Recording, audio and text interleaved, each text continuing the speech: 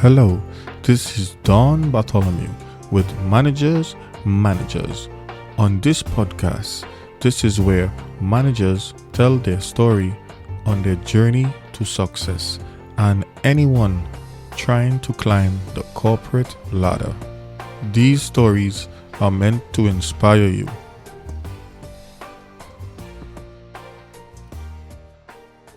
And welcome to Managers. This is Don Bartholomew. Today we have Letina Mata with us today. Letina, how are you? I'm good. Hi, Don. How are you? Hi to all those who are listening. Let me introduce myself. My name is Letina Mata. I am the CEO of True Growth Caribbean, the author of Just For You Guided Journal, and of course, the proud mommy of a 5-year-old girl. And of course, I'm from Trinidad and Tobago. All right. So Latina, tell us what you say you're an author. You have a business in Trinidad. Tell us more about what you do on the book and stuff now. Sure. So, True Growth Caribbean is a platform that was designed to be a safe space for persons to express their true thoughts and feelings. That is my personal mission and vision statement. And I created a Just For You journal. It's a custom journal. It's geared towards women. It is geared towards helping women develop a growth mindset and, of course, implement self-care and self-love activities into their daily lives. So what I do generally, I take more complicated thoughts or schools of thoughts actually, and I condense them and create systems that are functional and practical that persons could use daily. Oh, So okay. that's what I do in essence. Right. And before this, Latina, what do you used to do before this business here? Before this business, I worked in the industry in Trinidad and Tobago. I did what do I call that? Quality control. And I also I did quality control in the SDMO generator field. I managed and created systems as well for warranty as it pertains to SDMO generators. And of course, I have background in customer service and tons of administrative offices. So, yeah. So what make you change from working being an employee to wanting to do your own business? So my challenge working in Trinidad as the 8 to 4 job was one, having a daughter at that age. At that point, she was 2. She was 2.5 when I worked in the industry specifically. It was very hard for me having a daughter, having to drop her to daycare at 7 a.m. and then run across to work and then nobody to pick up in the afternoon. And on top of all of that, I felt no purpose nor fulfillment working my 8 to 4 job. So I'm there every single day. It was an emotional roller coaster because I simply was not happy and I felt as though there was so much more to my life than what I was currently doing. So I'm capable. I know I'm capable, but I had this clambering feeling inside that Latina, there is something more to you. If you could just figure it out, you'd be okay. And one day, I read a book. I think it's called You Have It In You. I can't remember who's the author, but I read that book. I read that book the end of December because actually I was just about to get permanent in this job, right? In this 8 to 4 job that I literally cried for almost every day. I felt like a school child going to this job, right? Because I was so unhappy. And I remember my family and friends were like, Latina, you need to push through because you need to be secure and you have a daughter and you have to get a permanent job and you have to get a permanent job. And I remember knowing fully well because my manager said, well, Latina, you're getting your documentation for becoming permanent. And I read a book. I read a book within 3 days and everything in the book told me resign, just resign. And I'm like, what? In my head, I'm like, God, you serious? This is what you want me to do? And I literally typed out a resignation letter the day before me receiving my permanent documentation, and I carried it to my manager. And yeah, that was it. I literally came home. I'm like, mommy, daddy, everybody, not working anymore. And they were like, you are insane. And that was my leap of faith. That was my leap of faith into everything else that I'm doing now. Of course, I went into a family business, managing, doing communications and marketing there. But and the money was great, but I still wasn't getting that fulfillment that I was looking for. Okay. And then came True Growth. The different people you was talking to, you was telling them you're not fulfilled with the job you was doing. So who and you say mommy, daddy, who's Mm-hmm. the most influential people to you? Is it mommy or daddy, or it have others too? In terms of what? Taking the leap of faith, or in terms Yes, of and take any leap. Wanted to do your own thing, and in life. um well, well, I didn't come from a background where my mom and my dad, they are not they're not into the business field. Actually, my mom had her own preschool for about 12 years, so she taught me on it in preschool. And I guess because she never took it from the entrepreneur side, she took it like, this is just a passion, it's just something that she likes to do. So I didn't get a business feel from her. And of course, the preschool was right next door. So we lived, so my house is here and the preschool is next door. So it didn't have that, kind of dynamic of this is a business type of thing. So I would say that I didn't get that feeling that you have to go, like you have to have your own business from them. It definitely wasn't from them.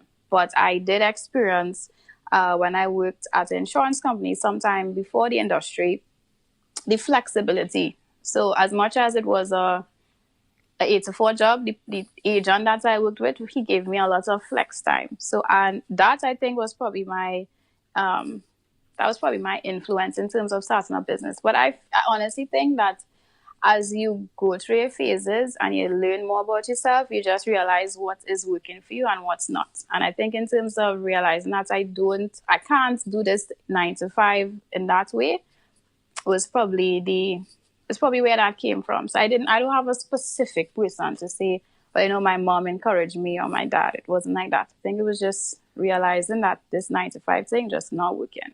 It just not. Okay. So if somebody wanted to do this same thing like you, what would you tell them? Um, I will tell them take a leap of faith if they're in that space where they're doing the where they have their 9 to 5 or the 8 to 4. I will tell them take a leap of faith. Of course, taking a leap of faith with fear makes no sense, right? That's like spitting in God's face. That just doesn't make sense. If you're taking a leap of faith, take a leap of faith 100% and go with it. Of course, be prepared for all the inner work that needs to take place, because me leaving that type of comfort zone made me realize that I had so many limiting beliefs and so many blueprints that I developed since I was a child that's now starting to properly reveal itself in its clearest fashion, because I have fear about this, I have anxiety about that, and just a lot of things that I totally didn't even realize I had. So before you decide to take a leap of faith, of course, be prepared to do that inner work. Be prepared to have to cry and then go on a live because you don't want to. But you have to pull it together and do it. Like, be prepared for that. Right. And you're saying you had this book that you read that was telling you Mm-hmm. leave your job, this, that. No, the book itself didn't say leave your job, and no part of the book said that. But I interpreted every aspect of the book that That every leave your chapter job. in the book. Yeah, it literally was like this nudge that was saying, Latina, you have, like, you're worth more. You're able. You could do it. You have more to. Because to me, one of the most painful things, and that was my experience, was giving you all in a situation, and at the end of the day, you feel real undervalued. You feel like it's not impactful. You feel like it's not making a difference. And I feel like plenty of people in workspaces, um, they experience that. They give in their all, they put in their best foot forward. And if they ask for a raise, they can't get a raise. If they ask for time off to go and pick up their children, they can't. It's a fuss to get the time off. It just make them feel like their freedom is completely not theirs, and they are guilted into doing things that is for their own well-being. And I think that is not cool at all. Okay, so you think that they working hard but they're not being compensated properly. Yeah, but not even on a financial level, but I'm just talking about like on the human side, on the emotional side, there are lots of, and I mean, I can only speak from a woman's point of view, but I worked in the industry in a male dominated space, but I have a daughter.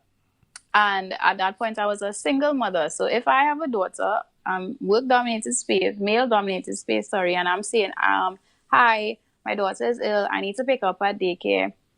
There's nobody else available. And I am punished in inverted commas or shun that, or say something like, well, that I have to come out say you pay, or whatever your situation is. It makes you feel very bad for trying to be a good mother as well as trying to be the breadwinner for your mother, for your child. That's what that environment does. Okay. So what it sounded like it had different resources. Besides the book, what other resources help you go through this whole change? Definitely I changed the people that I spent my time with. So I no longer engaged. I think subconsciously I was just letting them go. I didn't wake up one and say, okay, I'm just gonna lock up all these people. I think like as I realized what I needed, the people that I spent time with began to change. My conversations would have changed. It would have spoke about things like gratitude and progress and growth and investments and things like that. That's like probably my regular conversations with previous friends would not have had. But I knew that what was also a major changing point for me was implementing gratitude. Because I think I was, perhaps if I could use a bad word, I think I was ungrateful prior to all this. Like my mom always used to say, Tina, you just need to say thank you. You just need to say thank you for what you have. And I used to be like, no, I supposed to have X, Y, and Z. And then I had this real entitlement type of vibe. And I think in 2017 is when I started to just let it go. Like realize, hey, if you get paid, be grateful. Like say thank you. There's no need to cry on your salary. There's no need to be like, oh my God, I have no more money. If you have to give, just give. Like just be grateful for what I had. And I think becoming grateful for the things that I had while I was in that 84 place that was an entire emotional roller coaster. I think I started to see doors open and I started to let go a lot of things. And I think that's probably why doing a resignation letter the day before I was getting permanent is something that I was comfortable to do, Yeah. So, yeah. And you mentioned the people, so you change the people you're associating with and spending most of your time with. Correct. I definitely did. So right now, who's like the most important people in your life right now? Well, beside my daughter, because she, of course, keeps me grounded. She's 5. She definitely keeps me grounded. I have a life coach. I actually believe in coaches. So I have a life coach. She is very, very supportive. She's very, she has really helped me pull down a lot of my limiting beliefs. Of course, we have a lot, right? And that's going to be a continued work in progress to deal with. But she has been really critical to date. Right. And of course, my family, well, not all, because some family they just don't get it. They just don't get it at all. But I have one or two people who understand what it is I'm trying to do, and they're like, yeah, okay, you go. Right. Mm-hmm. And what about in life now? So, what's the most important lesson you learn in life? To this most point, important yeah. lesson I've learned in life. Well, funny enough, right? And I'm not getting all spiritual, but 2 things I learned is that 1, you have the power to change your circumstance at any given moment. Like I genuinely believe that you could wake up in the morning and decide, you know what, shit, I am not doing this anymore. And literally take all the little steps day by day by day and literally see your entire life transform in front of your eyes just because you chose that you want a different life. So that's one thing that I totally 100% believe. And the second thing is that fear is an emotion that serves us, right? All of our emotions serve us. But fear is an emotion that serves us. But you can't let fear be the driver in your vehicle. So just imagine you have a vehicle and we have passengers. You are supposed to be the driver. God is going to be your co-pilot, your source, your director. He's telling you where to go, turn left, turn right. And because fear, of course, serves us and tries to keep us safe, that little boy or little girl has to sit in the back seat, right? You let them sit in the back seat, and of course, ever so often they're going to come touch you on your shoulder. Oh my God, why are you going there? Why are you driving there? You have to acknowledge it. Say, all right, Faye, I hear you. It's okay, but you know what? God and I have this, and we're going to be okay, and we're going to reach where we're going. So it means that acknowledge fear, but don't let it hinder anything that you have to do. Right. Don't let it hold you back. No, don't. Yes, because we can do. I don't believe we could do everything, but we could do anything. So Definitely. all right, let's pause here. Okay, so Latina, what will you say is your unique skill set or superpower that helping you on this journey to become successful? I believe all the experiences that I've been through, the good ones, but especially the bad ones, I think that it is critical to me impacting and changing lives, because that period in time that I think was probably my hardest time post baby, during my pregnancy and post baby, I think that pain was necessary because I've overcome it, and I think I'm a much better person. And all that I experience is literally my skill. It has developed skill that would allow me to help other people. So that belief that my pain has a purpose is my superpower. And I mean, if you want to get all technical, I'm really good at oral communication. I'm very good at attention to details. I mastered creating systems, so making very complicated school of thoughts. I'm able to make that very concise and layman for the average person to use as well. Right. And we have a next question here. What are you most proudest of? I am most proud of seeing the results of putting in work daily in terms of my personal development, in terms of doing that inner work is really amazing to see something. Since, like, if I was to look back, I would see this very frightened negative self-talk about she can't and she couldn't and she shouldn't, like, is so much growth in a year that, looking back, I'm proud to see the obstacles that I overcame, and of course in specific towards my journal itself, to see that in a well established cafe in Trinidad and Tobago, being the first book there. I think that is probably one of my proudest moments since I've started this journey. It's been a bit short, but very impactful so far. Yes. Is anything you wish you had? Anything you know now that you wish you had known before? Yeah, what I know now, I wish I knew that I didn't know everything before. So, funny story is that when I was younger, I thought I knew everything. It's so stupid because, like, I mean, in an average conversation or in hindsight, you'd be like, well, of course you don't know anything. But I felt like if I would have listened more instead of, believing that my head's so on my shoulders that I know what I'm about, I feel like things would have been different. And of course, gratitude, gratitude, gratitude, gratitude. If I knew the power of being genuinely grateful to my core, that when I think about something, it gets me so emotional and I am overjoyed, I think things would have happened way before than it did. But it's all part of the process. So yeah, gratitude, and you don't always know everything. You need Yeah. that support. Yeah, the more we learn is the more we realize the less we know. Yeah, Yeah, because there's so much information out there. right. And what are you curious about right now? What I am curious about is my subconscious, like tapping the hell into her and ask her what is her real scene, what it is you're doing, where it is you're trying to go, and let's reprogram you, please. That's actually what I'm very, very curious about now.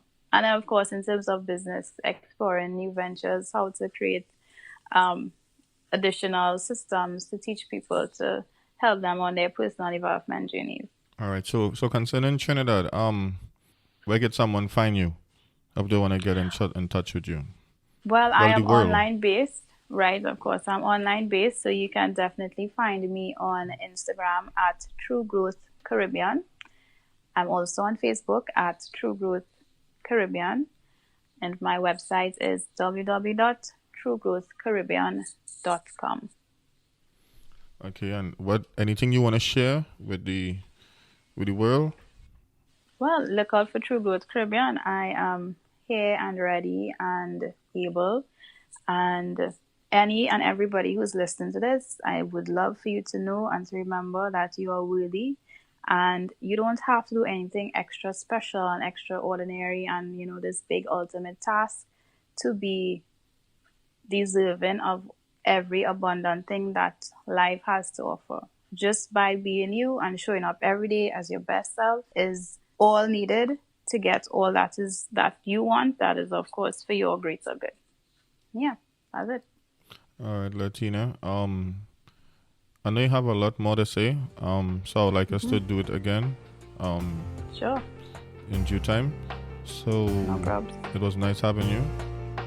Thanks for having me. Yes, and we will talk soon. Great.